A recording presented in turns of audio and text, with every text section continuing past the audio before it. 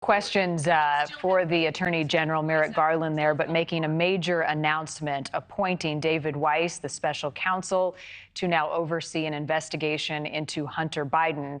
This follows the plea deal that fell through about a week and a half ago and the status of that investigation. You will recognize David Weiss because he's already overseeing the investigation and allegations of obstruction against former President Donald Trump regarding January 6th and election interference. Jesse Weber, national legal contributor here at NewsNation, is on the phone with us.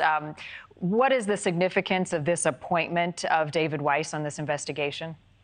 Well, I think when we saw a few weeks ago when this deal with Hunter Biden was first announced, and there was a footnote at the bottom that said this investigation is still ongoing, a lot of us looked at it as a throwaway line. And then when this deal basically blew up in court for Hunter Biden, and it was revealed that there is an ongoing investigation into Hunter Biden, and we were talking about the potentiality of FARA violations or money laundering violations, that became significant to us.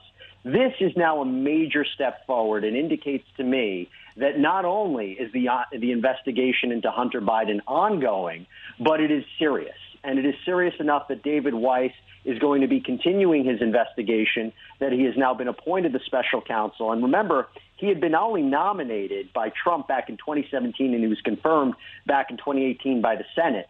So now that he is now taking on this ongoing role in the investigation into Hunter Biden is very significant, and I'm curious to see what they might ultimately find. The other question I have, Jesse, is how does that impact the plea deal? Because the attorneys were sent on their merry way to come up with some consensus. How will that impact things? It's a great question. So in terms of the deal with respect to the tax charges and the gun charge, I don't anticipate this changing any which way. Now, there was a consideration when this deal looked like it was going to blow up, where it seemed that Hunter Biden thought that he was basically being absolved of any criminal wrongdoing in the future, that this would have given him blanket immunity. Well, it became very clear. Prosecutors said, no, there's an ongoing investigation. And instead of Hunter Biden saying, OK, forget it, this deal is completely done, he understood and recognized that there is an ongoing investigation, and he is going to ultimately take this deal with respect to these charges. So in other words, these tax charges and this gun violation, it looks like that deal is going to go forward. But what that doesn't mean is that he can't, he could definitely be charged in the future with other crimes. And so while these issues will be resolved, we can't tell at this point what other future criminal charges he may face. Right. And then there's the rumblings of business dealings and money into accounts for the Biden family. Talk more about the allegations against Hunter Biden for folks.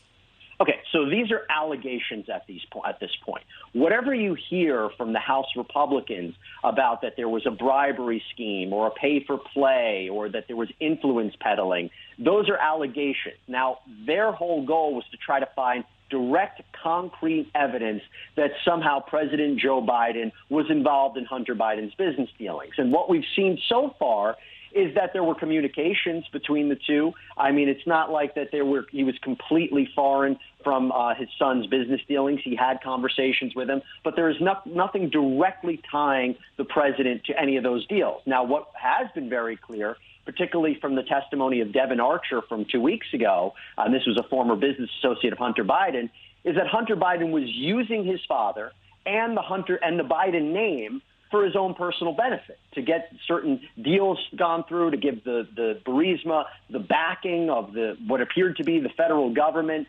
But that was Hunter Biden unilaterally doing that. There hasn't been any evidence to suggest that Joe Biden was directly benefiting from this. But Hunter Biden was definitely trading in on his father's name and his father's position as the vice president for himself to be enriched. Now, the question, of course, is, does that violate the law? Did he somehow engage as acting as a foreign agent for another country? And that's going to be something that I imagine is being analyzed and maybe one of the areas of potential criminality that investigators and David Weiss are going to look into. And of course, any money that he receives Was that properly accounted for? That's when we talk about any tax violations or money laundering. Was there any fraud? And that's something that I think is going to be looked into right now. And that's why this investigation, him being named special counsel, has taken this to the next level. Thank you for watching. Go to newsnationnow.com to find NewsNation on your television provider. And don't forget to click the red subscribe button below to get more of NewsNation's fact-driven, unbiased coverage.